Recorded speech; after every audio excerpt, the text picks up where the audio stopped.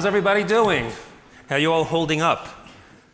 That good, huh? All right, well, this is going to perk you up because we're here for Pathways to Retail. Good afternoon and welcome, everybody. Not to take anything away from Laura and Robin's seminars, but of all the hundreds of seminars here this week at CES, this one may be the most essential because this will address the core question of how to get your product placed at retail. As you may have noticed, there are thousands of devices and services here at the show, all vying for retailers' attention and leaving merchants, like our guests, with hundreds of business cards at the end of the week to sort through. So for the next 45 minutes, we're going to discuss what retailers are looking for, how new digital innovations and retail concepts are smashing old distribution paradigms, and perhaps most important, how to get your products seen. And of course, if you were exhibiting yesterday at the convention center, the best and probably only way to get your products seen was with a flashlight. That's a joke, but seriously, folks. Let's get started by meeting our panel, and we'll have some time at the end for questions from you guys out there. I'm going to ask you to do my work for me and introduce yourselves. Let's start at the end and tell everybody name, rank, and serial number. Who are you with, and what do you do for them? Yeah, sure.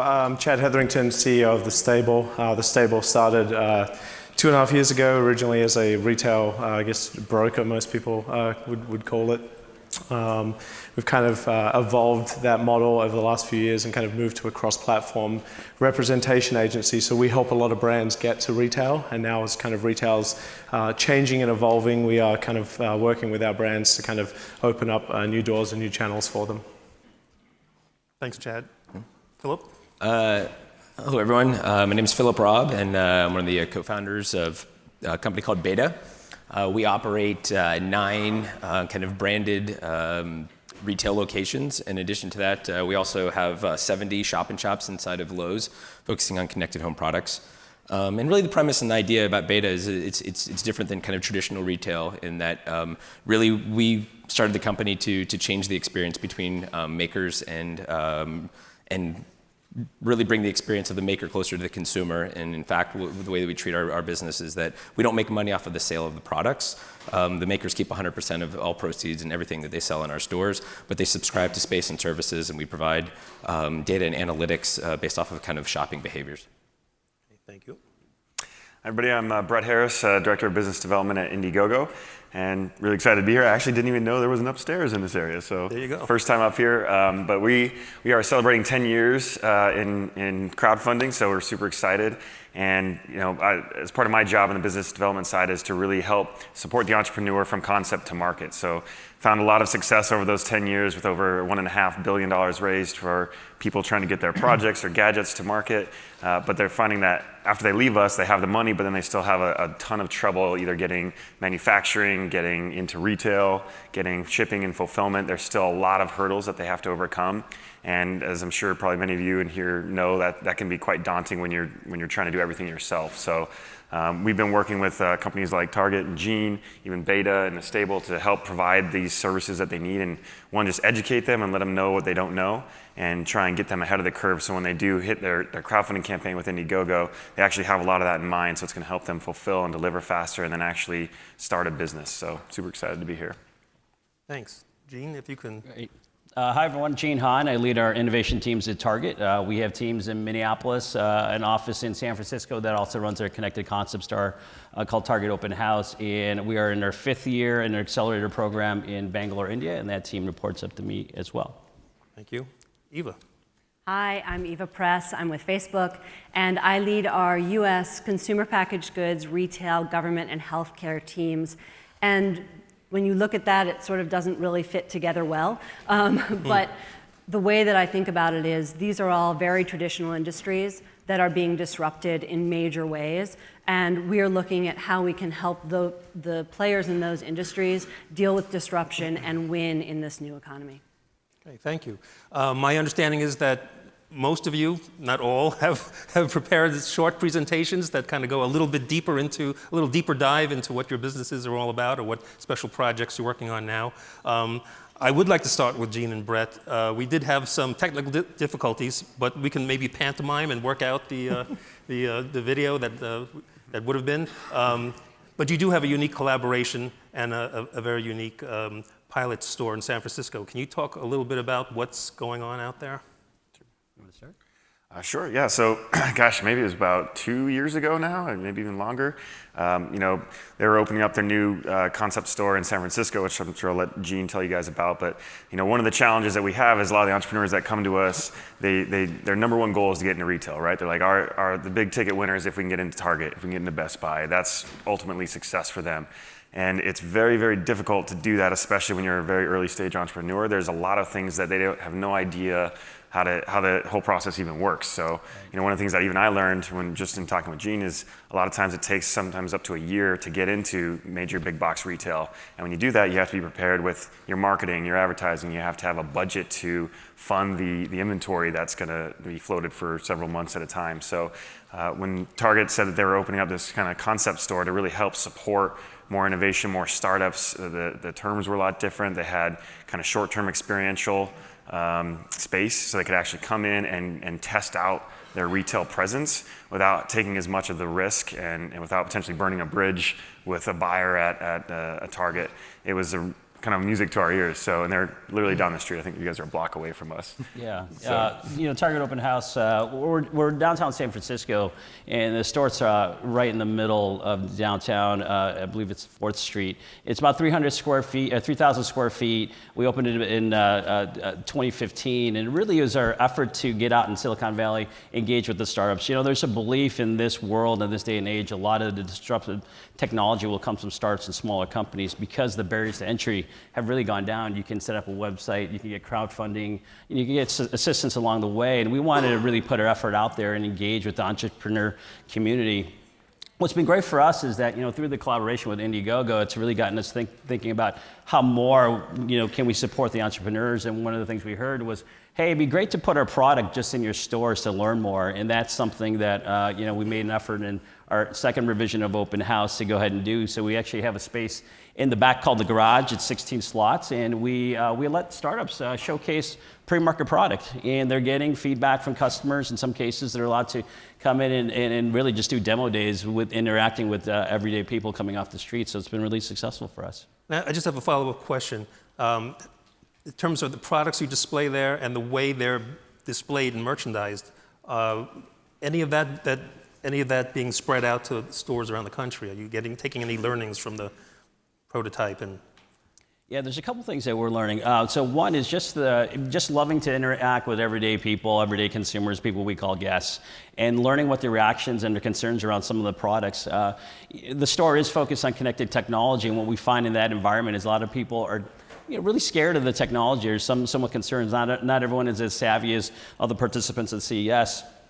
The other part is that we've been able to engage and find out where categories are going as well, and that's been incredibly helpful. When you see a product around a category like baby, which Target really wants to do a tremendous amount of business in, and we see where there were disruptors, we can filter that information back to headquarters.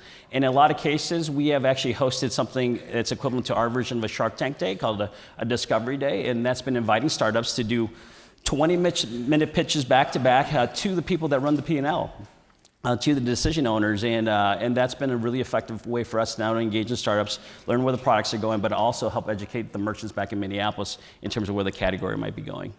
Planning any more of the open houses? Always, yeah. We're always considering, we have one right now, but we're always considering, what's the evolution of open house? What are the learnings, to your point, Alan, and how do we scale those to benefit the 1,800 stores in the chain? So. I just want to add to that too. I mean, one of the exciting things for us is we're obviously all online, and so to have a physical presence for products that are still in pre-order, so these aren't actually always ready to sell, but someone can actually go in and see and touch it, and that's really exciting for people, especially, a lot of people on Indiegogo are kind of early adopters. They're not the typical guests that you might see at a Target, so it helps kind of bridge that gap for discovery for people that we don't normally interact with. I'm going to jump to Phillip because you also have a very unique approach to retail. It reinvented the retail store, in my estimation. Yeah. And if you can just kind of share your approach and what you're doing differently and how this came about. Sure, and I'm not sure if there's slides or they are. Yeah, there should be a presentation that goes with that. Yeah. Should be. Okay. But Well, if not, I'll just go ahead and talk a little bit more about kind of the concept. Yeah, I mean, when we started the company, it was myself and my co-founders. We were all at Nest previously, and I think, understanding the problems of actually getting products to market, and I think, Bret, you were talking about like how it can take a year long, especially in traditional retailers sometimes to get your products. We just felt like that was such a huge barrier to actually bringing innovation to the marketplace. And so one of the things that we wanted to do is use technology and software just to improve the overall landscape of retail. Fundamentally, our belief is that retail today in kind of a wholesale model is broken. It doesn't really reward, I think, the makers, and it doesn't necessarily kind of look at. Sorry, I'm getting all the press up here. Did you get a photo of that, Joey? Sweet, awesome. Well, you're good for later. Yeah, very good. Yeah, right, all set. But the wholesale model is that the idea that you sell your product to the retailer then marks it up, and you have no idea what's happening with your products when they're sitting on shelf. And we wanted to change that, and we felt like it was really important that the idea is that you as the maker should actually have physical control of everything. You should own the price. If you want to do change pricing, and you want to do that, you can do that. If you want to change images, you want to change the marketing messages, you want to A/B test things, like you should have the ability to do that, and you should have the ability to do it in real time, because that's what you can do on a website, right? That's what you do in the online world today. And that's why you see that, I was talking I heard that MasterCard said that like something like 65% of all kind of IoT products are being purchased online today.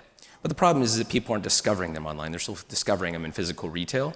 And so the idea is like, how do you meld kind of and really understand that the consumer doesn't think in terms of online and offline. The consumer thinks of basically of commerce. So how do you actually create a business model that is going to mitigate, I think, a lot of the behemoth of Amazon that kind of really exists today, and that was kind of our thinking. But how do you do it in a way that is really customer-centric, and in the way that people can get their hands on, try products, have a very knowledgeable staff that's on hand that can assist them, but at the same time also get all of that qualitative and quantitative data back in the same way that you would do it in an online world, and that's kind of what we're doing. Not to put you on the spot, Yeah. but with the emphasis on smart home, and you're bringing in stuff from various places. Yeah. If you want to demonstrate how everything is interoperable, how does that work within the store if you have disparate stuff? There's, one of the things, and it's starting to change a little bit, and we will evolve that. But one of the biggest learning I had when I was at Nest was that and one of the struggles when when I was constantly launching our products was that there was always this notion of like, well, how's it connected to everything else? Yeah.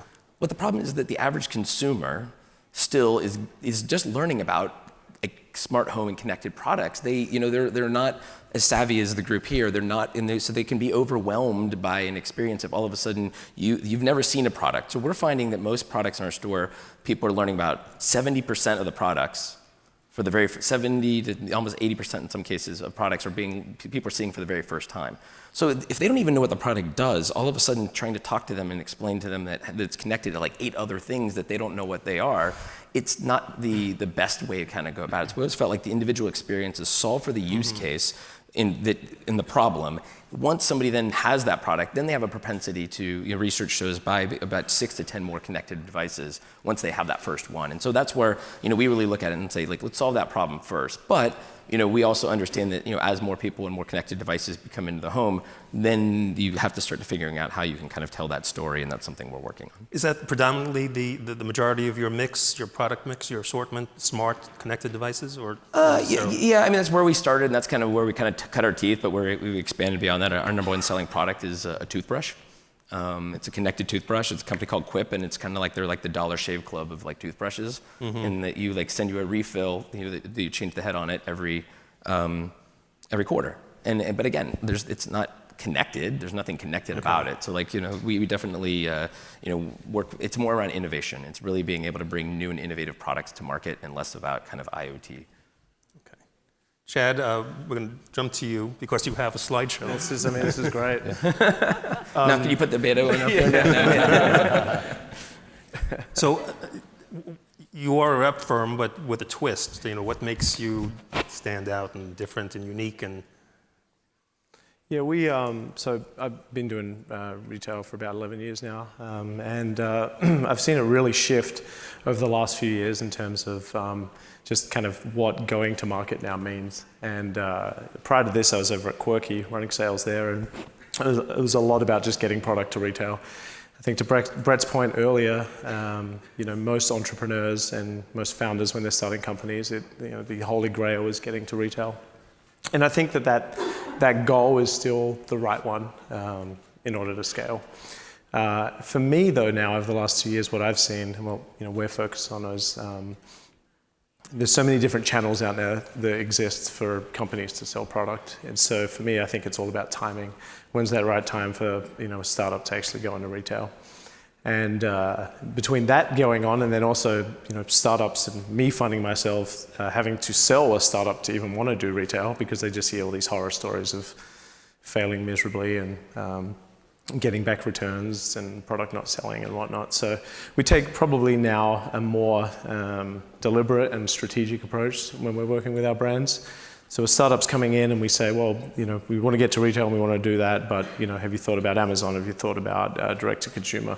Let's build awareness for the brand first before we go to retail. Let's use Target Open House and beta. I think that's almost nearly becoming essential because of the data and the insights that you get from actually being in a physical store and learning. There is nothing worse than going into 1,800 stores at Target and putting your blood, sweat, and tears into it, spending hundreds of thousands of dollars on displays and trying to get your story out there, and then having you sell 2 units in a month. I can sell you 2 units outside, and the costs in doing that can be detrimental to a company. So I think now what our company is doing is figuring out what channels exist now. We've kind of identified that there's 4. There's retail in the store environments. There's e-commerce, which is Amazon, direct to consumer, etc. Then there's social, which I think is a really uprising trend now to sell product through. And then there's B2B. So 4 channels that exist now that are 3 going this way, and 1 that's kind of like this.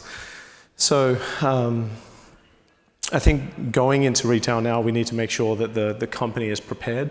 We need to make sure that they've got kind of everything in order, that the timing is right, that they've got enough momentum behind the brand. We need to understand all the data that they're receiving from customers and the reviews that they're getting. When our company is walking into Target or Best Buy now with a product, we got to make sure we've got a really good data story. We need to learn from what they're doing on Amazon. I find that probably now that's like 90% of how we sell products into retail now. So we need to learn from what they're getting on the e-commerce. We need to learn from what they're doing at Target Open House. Open House is, you start in that San Francisco store and you continually graduate over time. So we try not to force it. We try to, let it evolve as the business grows and as the teams in those companies continue to develop and get better at what they do. We see that being the right trend going forward. I don't think retail is the answer anymore. I think you can have a really good direct-to-consumer business, and we find most companies come in and they say, "I do $30 million online." Right? And their brick and mortar business is worth $3 million, but it cost me $2.5 million to run it. And so it's a balancing act. It's really tough. And I think now, and especially in tech, you've got probably 5 retailers you want to sell to when you're launching in the mass traditional sense. So unless you're not in those 5, then my advice to most companies is just stay online, keep building, and the time will be right at some point for you to go bigger. For a while, brick and mortar kind of fell behind the curve and was playing, running double time to catch up. Do you think, what kind of assessment would you, I know you have, we have Gene here, but how I still love retail, believe me, like 90% of my business is retail, right? But how are they doing as far as? For the right products, they're doing great, right? Like we represent Ring. Ring's a phenomenal product. They're doing great, but But they started very direct to consumer, very targeted, and they were very purposeful about their approach. I think they are a phenomenal company in which, if you're a startup, to learn from in order about how to go to market. There are other companies that went straight into retail immediately and didn't make it, like Hello. And how do people, if somebody out here has like the perfect pet rock, connected rock, Of course, yes. how do they get on your radar? We do a ton of research. We've got some really great partners out there in the VC community and PE and crowdfunding space, and just kind of our network. On average, we're seeing about 20 to 30 new brands a week, all over the world. We're seeing a lot from overseas, a lot in international now. It's really hard to kind of pick a winner and find the right one that we think we can develop. Because you might have a biased opinion over that product. Like, I might look at something and say, that's fucking great, like we should do that, right? And it will fail miserably. Yeah. So I have to kind of strip away my, what I think I would buy, and I let the power of our company kind of choose what we think is right. But we do probably a lot more deep diving now into researching companies and understanding their mission and learning about their founders and what their goals and aspirations are. But you know what? As our company continues to evolve, we've got a social team now, we've got an e-commerce team in Seattle that does Amazon. Sometimes now, as companies are coming in, it's not a brick and mortar conversation. It's really about how to get your brand out there, how to successfully scale on Amazon. The conversation has just changed. How many people, how many folks do you have working? We're 30 people now. Again, we launched in June of 2015, so we doubled our staff in the last 4 or 5 months, but we're really going hard now after kind of social and after e-commerce, just because we have to serve those clients because their needs fall within that world. But we also have to still be, experts in the brick and mortar space and continually evolve as that business does. And make sure that when you do sit on a shelf, your story is being told the right way, and it's not lost and sitting on a bottom shelf that's getting dusty. It's a great story. One of the things that and Chad's talking about is I think you have to be careful, even as a maker. Like, you will hit a ceiling at some point in time if you want to grow. If you want to be a $30 million company and that's what your aspirations and you're comfortable with that, you can probably accomplish that online. But if you want to grow and you want to have critical mass, you will hit a point in time. You have to. Casper is a perfect example of a company that grew essentially by Facebook ads, and that's how they kind of got their awareness. The mattress, the mattress company. They have a partnership now with Target where they're going because, again, they realize, and they have their own stores, because, again, they realize the value at some point in time. They cannot hit critical mass by being an e-commerce company alone. There's only one successful direct-to-consumer e-commerce company. Right. Yeah. Like I said, it's all timing, right? You will be in brick and mortar. Listen, no entrepreneur wants to start a company and say, I hope one day I see my product online. Like, you want to walk into a store and show your friends and your family, and that's your dream right there, right? The question is just, when is the right time? Right, exactly. And there's tools and companies out there like what Beta's doing. We have a partnership with Beta. We took some space out in their store in Palo Alto.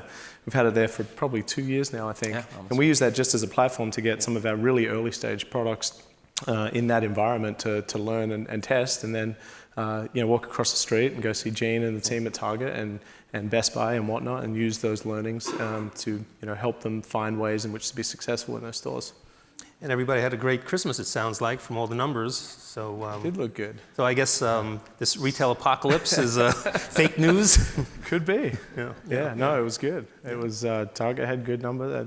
A lot of them did. It was good to see. Eva. Yeah. Hi. My parents taught me ladies first, so I kind of turned it upside down, pardon me. But what is Facebook doing on a retail panel?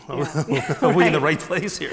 Yeah, it's interesting because listening to you talk about online versus offline and what you're seeing and what we're seeing across the industry, for us, what we see happening and where the future of retail is really around omnichannel. And omnichannel, I think, for a lot of people used to mean just that you could buy the product wherever, and that we were sort of agnostic about whether you bought it online or bought it offline. But what we're seeing now is that the really successful retail companies are finding ways in which to create experiences with the retail brand or with the products that they're selling that really translate across desktop to mobile to tablet to retail locations, and eventually are probably going to translate into AR and VR.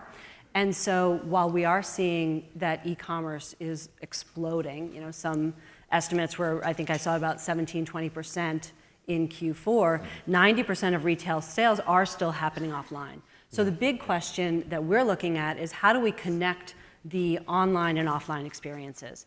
And as we think about that, there are a few things that are really influencing that in terms of the way that the consumer journey is evolving. And so we look at the fact that, yes, the majority of sales are happening in store still, but we also know that 90% of people are actually looking at their mobile phones when they're in a store. So that's going to influence the way that they're getting information and the way they're being influenced when they're actually at the shelf. When we think about TV, which for years was how you would build a brand, and I grew up in CPG, I loved TV, but the reality is that 60% of people are multi-screening when they're watching TV. So they're sitting there with a tablet or a smartphone or a laptop, sometimes all three, while they're watching TV, which again changes the dynamic for getting information from traditional media. 60% of all people, or is this a younger? This is a general statistic that we've seen across all demographics in the U.S. And then we think about the vast amount of content that's coming at people. So if you think about just on Facebook alone, people see over 300 feet of content every single day in their mobile news feeds. So for context, because 300 feet is hard to picture, that's like the height of the Statue of Liberty or the Eiffel Tower. So that's how much content you're exposed to. So that changes the way that you have to think about influencing people and getting the message out and really capturing people's attention. And what we're really looking at is how do we bring offline data together with online data to help retailers create experiences that translate across all of those locations. You mentioned AR, VR. Without giving too much away, can you give us a hint of how you envision leveraging those technologies? Yeah, we're still really early days on that, and I think consumers are a very far way from what that's going to look like. So the way that we tend to launch products and support new products is we'll launch it, we'll see how consumers interact with it, how that impacts the way that they're consuming content, the way that they're getting information, and then we'll evolve our advertising products to match that. So I think what we'll be coming out with things in the coming years, but I don't have any breathtaking revelations to share with you today. Okay. And that statistic about the 300 feet is staggering. I guess you guys are looking forward to the advent of 5G, and how is that going to revolutionize your business? Yeah. Multiple levels, I would think. Yeah, I think there's no question that as people are able to get more information more quickly, and as we see mobile evolving to more and more being about video, I think by 2020, the latest statistics say that 75% of the content that people are consuming on mobile devices is going to be video.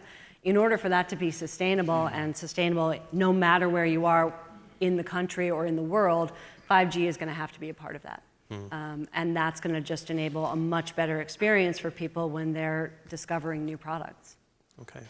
I want to open it up to the floor and see if you guys give you guys an opportunity to ask our panel anything that's on your mind. And you were the first gentleman to raise his hand, so you get the star. I was just wondering your own views on the importance of consumer privacy for all the models you've heard of today. I don't really get a good sense that our privacy as consumers has been translated into this world that you're painting. The question regards concerns over privacy and in a digital age, consumer privacy. Anybody want to field that? Everyone seems to be looking at me. Look, there's no question we take consumer privacy very seriously. We don't sell people's data. We are very protective of it. And when we look at what's important in terms of our relationship with the people who use our platform, the privacy and security of their information is paramount. Because at the end of the day, if people don't trust that we take it seriously and that we're protecting people, then they're going to not come back, and any other conversation that we would be having would be moot. So we have a lot of safeguards in place around privacy. We have a lot of safeguards in place around data and the data that we will share back to advertisers, and also around transparency and making sure that you have a good understanding as a consumer of who is targeting you and why they're targeting you with advertising. I think there's two parts to it. I think there's privacy I think there's a responsibility of the maker on the products that you have, in that, that they're secure and that they can protect the privacy of kind of your end user. And then there's, I think, the privacy issue of, what happens if, for example, if you're in a beta store, and we have cameras and we track and we measure data. It is all completely anonymous. I have no idea who the individual is, other than we track if somebody walks by a product, if they stop and look at a product. Like, it's all through movement and motion and stuff. And so, the same thing, we treat that very seriously, and it is paramount, obviously, that people feel safe and secure, that any information or any data about themselves is treated with the highest level of integrity. But I also, like I said, there are two parts of it. It's really about what's happening when you're whether you're on a platform or in a store, and then obviously the product themselves. Anybody else? I saw the young lady. Right there you go. Yeah. No, I was right. Yeah, I'm sorry for pointing. Perfect.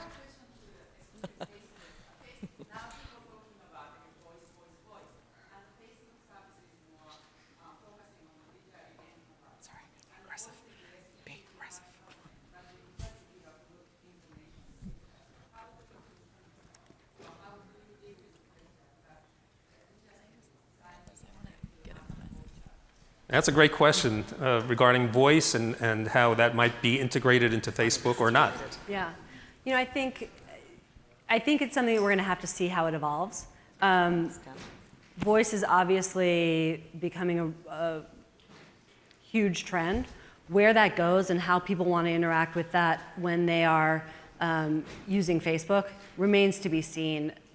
Largely, a lot of Facebook consumption happens throughout the day. And so whether or not you want to be using your voice when you are standing in line at Starbucks to communicate with Facebook, I think is a question that we're going to have to understand. There are probably places where it will fit in, but at this point, nothing really to share there. Does anybody, I just want to follow up. I'm sorry, Laura. Oh, you're standing. Okay, please, go ahead. Go right ahead. No, that's so fine. It's a perfect segue, actually. It was a voice-related question. So I didn't want to ask it specific to Facebook, but sort of to retailers. Are you starting to consider voice as part of omni-channel, right? So you're watching something, you look at it on your phone, you're like, yeah, I really love the size of this couch. Oh, by the way, Alexa, does Target have this couch in stock, right? You can really naturally see that experience happening. Yeah, you could look it up on the app. You're probably not going to. That's 19 clicks and 6 drop downs, and I'm on my mobile phone, right? So I'm sort of picturing how we're interacting. So the question is, are you talking about it as part of omni-channel, or is it still sort of like, wow, where do we fit on this? Yeah, from a Target standpoint, we take voice very seriously. You got to love the platform because it gives you ultimate convenience. You can sit on your couch and order things. But if you just take a step back, you can see the evolution of interfaces where, hey, I'm walking into a store and then I'm going to my desktop. Obviously, they start shopping off of mobile. We think voice is the next interface there. We think it will be ubiquitous, right? And so it'll enable you to shop even in your car, and that's why we're pretty excited and proud about the partnership we struck up with Google. We launched something on Google Express with their voice activation system, and we think it's going to be in a lot of places. And we want to be where the consumers are. And if that's a chosen interface for consumers, we want to be there because that's really what we're aiming to do, really help everyday people kind of get the most out of their everyday lives, and that's part of the interface there. At this point in the evolution of voice, it's really like vanilla or chocolate. You saw the two brands that have dominating this show and dominating the marketplace. Do you think that's it? That's the lock? They've reached critical mass, or is there room for other players? It really comes down to the sophistication of the technology. I mean, Microsoft's had a platform out there. Apple's had a platform out there for a really long time. Samsung's coming to the market. So there's a lot of technology. There's also other companies startups we've talked to in the voice space that are super interesting. It'll be interesting to see how it differentiates itself as it moves forward, how it recognizes you as an individual, what kind of contextual conversations you can have, which means, hey, can I have a string of conversations, a Q&A with the technology or the voice assistant, and it'll track what I'm saying. I think those are some of the things that will potentially differentiate some of the voice providers moving forward. Who that is, that's a good question. If I had that money, I'd make that bet. But I think the technology and the sophistication behind the platforms will drive a lot of who's going to be the big winner down the road. I say never underestimate Apple. Never underestimate any company. Yeah. And that's what you got to love about the startups and what you see at CES, because there's a lot of people that have great technology out there, and they just haven't been seen. And so, trying to help some of those startups come to market faster, and conferences like this, that's what's fantastic about these conferences. You can see potential disruptors, because the competitor you have in the future, and this goes true for any company, it might not be the one you see right now. Anybody else out there? I'm blinded. Well, then I'm going to ask a question. You guys have all touched on this during the discussion, but what other pain points are out there that need still to be addressed in retail, traditional retail, that you can maybe fix or bring a new approach to, and how are you leveraging technology, or can you, to do that, to accomplish that? I wouldn't mind jumping on one. I think it kind of ties into what you guys are doing at Beta. That's really interesting. One of the main reasons people love working at Indiegogo when they first launch a product is the access to the data. So they have access to their consumers. They know who their backers are. They have a conversation with them. They know the demographics, where they're coming from. In the traditional retail sense, you don't get a lot of that data. Even if you go to Amazon, or you go Target, Best Buy, wherever, you're kind of just giving your data away. And so I think what you guys are doing, and being able to provide those analytics and giving them more information about them, makes them smarter, and it makes them create a more customized product, a more customized experience. So I think that's really exciting for our folks. And whenever we kind of shuffle people off and they graduate from us, it's nice to know that they'll have kind of that continued experience on certain platforms, even with Open House and others, that I think you guys are starting to make a bigger effort. Well, I have a question. I want to follow up on that, because you raise a good point. I think you guys are wonderful, what you've done to help foment creativity and entrepreneurship, and make the economy rich and vibrant. So you get people started, and then they graduate to the next level. Maybe they get a retail placement, and then what? Is there any follow-up, and how do you support them? What are their challenges for the next stage, and what can you do to get them onto stage 2? Yeah, so it's interesting. So for the longest time, we were primarily crowdfunding. You come, you raise funds for pre-orders, to get a product up and running and get off the ground. And there was always this demand of saying, hey, we don't want to go to these certain retailers because we don't have this access. Can't we do something with you guys? Can you guys sell this? Can you guys help us get into retail? Can you do all these other things? So we now recently launched our first marketplace. So marketplace is kind of a traditional e-commerce experience. So you can actually go to Indiegogo Marketplace and buy products that are going to ship within 2 weeks. And it's not just products that were crowdfunded before. We are actually taking all kind of creative, innovative products onto that site. But again, we're giving them access to their data. So we're trying to facilitate those needs through kind of our own services, and that's kind of what we're doing to help support those entrepreneurs. But again, we're very early stage, so there is a bit of a cap right now and how far you can go, and they still need to get to the Targets, the Best Buys, the Betas to really kind of extend their business. But we're hoping that these trends will start to kind of change the tide with some of the bigger retailers, because people are going to start demanding this now, as opposed to, I'm not just going to go into a black box. And I think it's even interesting, you're starting to see this a little more. I don't know what type of access to data they get, but with these pop-ups within stores, so you'll see, like an Apple inside a Macy's, or you'll see, Best Buy inside some of these other stores. I'm curious if that's starting to shift and giving them more access to data and their consumers. I'd say too, in terms of your first question, what are some of those challenges that exist in big traditional retail? I think what Beta is doing, what Target Open House is doing, is addressing that and figuring out scale. Right?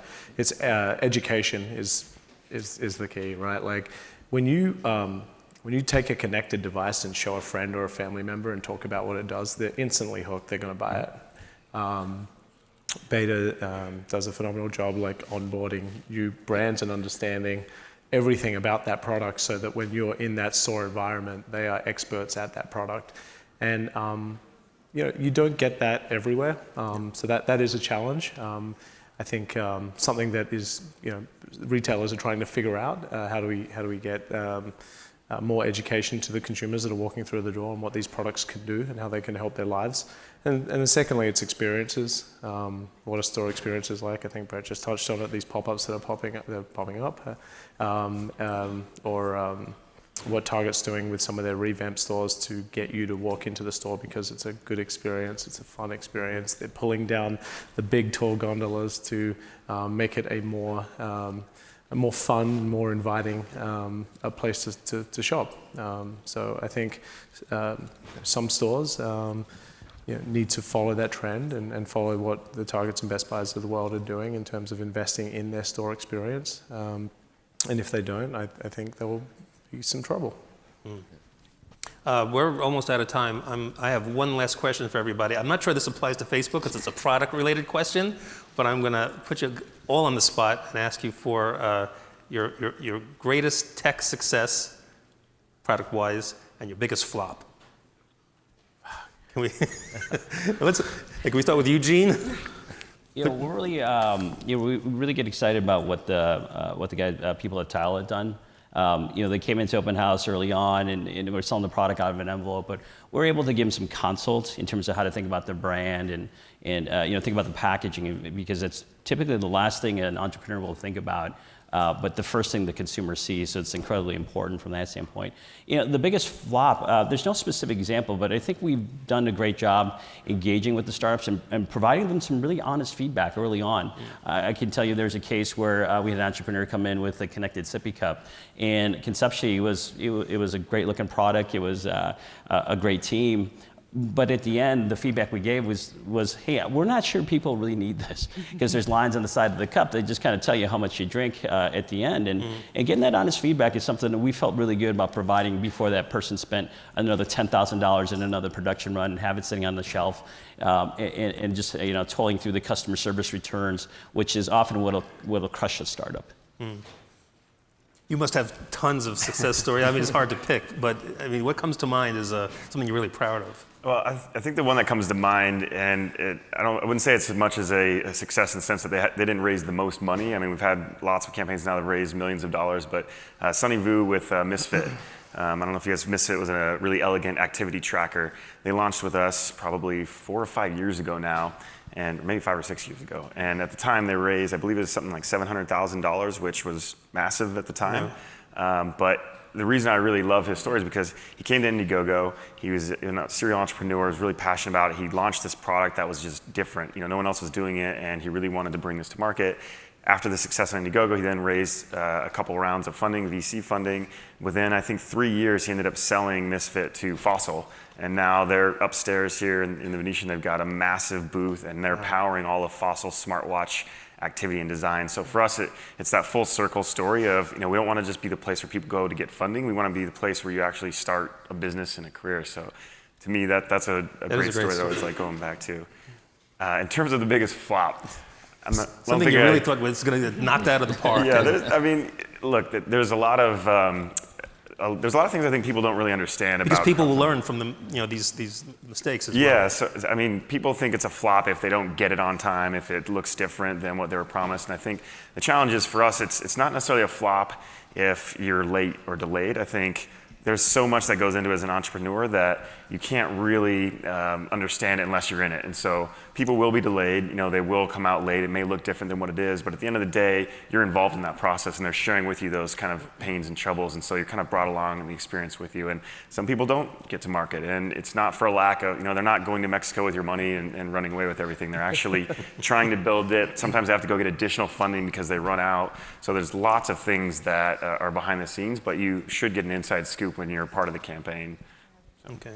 Phillip, real quick, we're running out of time. Yeah, I get it. I'd say, again, we've had a lot of successes. One that comes to mind is a company called Mural, which, really exciting. We launched the product. I think we're the first retailer, I think, actually had the product. Product, has moved on and in Target Open House, and my understanding is that, it sells well there. And we've got them into 70 Lowe's stores. So again, it's great to see a product that we had, and we were kind of the first one, to bring it to market, and then they've since, had a great fundraise and stuff like that. And those are just great, stories, and we love those. I'd say on the flop, what it comes down to is that, again, we see ourselves more as a marketplace, and because of our technology, we can bring products in very quickly, and we can exit out products quickly. We hold everything on consignment, so again, I'm not stuck with the burden of the inventory. And so a lot of times we'll bring products in that, maybe it's a good product, but the audience is like this big, it's so niche. And that's the problem sometimes, is the product out there, you need to make sure that there's actually an audience. It could be great technology, but if there's if your demographic basically is, we have a product with the demographic literally 2 and 3 year olds. Well, that's pretty small, right? I mean, and it's not really an essential product either, so. Chad? Too many flops. They don't have enough time for me to talk about all of them. I think from Stable's perspective, we're really proud of the work that we've done for Ring and done with Ring. That's just been phenomenal to watch. If it was taking all my time, probably 2 or 3 projects come to mind. At Quirky, we launched a pivoting power strip. It wasn't connected, but that really that did wonderful things for us as a company. We launched it in 30 countries, and we were in every single retailer. It just went crazy. I think we sold like 300,000 or 400,000 units a year on QVC. That did really well. Worst products, biggest flops. I can easily say this because I've heard Ben say this on many panels before. We launched a connected egg tray, which is called Egg Minder. So it kind of, you put eggs in, and it tells you if you're at the store what your egg tray looks like at home, so it can remind you to buy eggs. It was battery powered, so you put that in the fridge and it lasts 2 days instead of like months, so that didn't work out. And we actually were sitting with the CEO of Home Depot, and he comes up and he's like, "Hey, I love that egg minder. Like, I bought one for my cabin." And we're like, "You're the one." And then also I have the highest, actually, I don't know if there's any Best Buy people in the crowd, but I probably still hold the record for worst selling performance ad during Black Friday. We had a connected product called Nimbus, which was like a dashboard alarm clock thing. I think we sold 30 units in a week, and it was on page 2 of the Best Buy circular, and I think that was a record in history of worst performance, so I'm pretty proud of that one. So. And is that person still working for you? Or is that was person at Quirky, so you could ask them. Well, Eva, I'll give you congratulations on that. Thank you. I just want to give Eva the last word. Opening this up to you, just closing thoughts on anything we've discussed today and Facebook's place in it.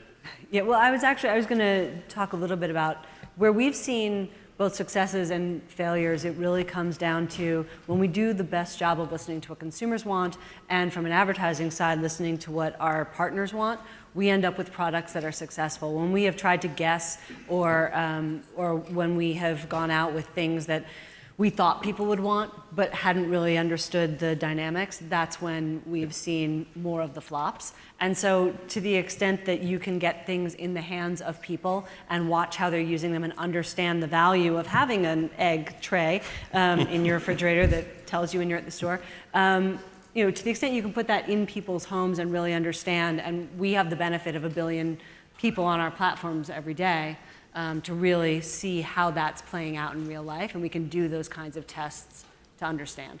That's scary data. That's a lot of numbers. That's great. Well, thank you, everybody. I appreciate your insights and thoughts and sharing with the audience, and have a great rest of the show. Thank you.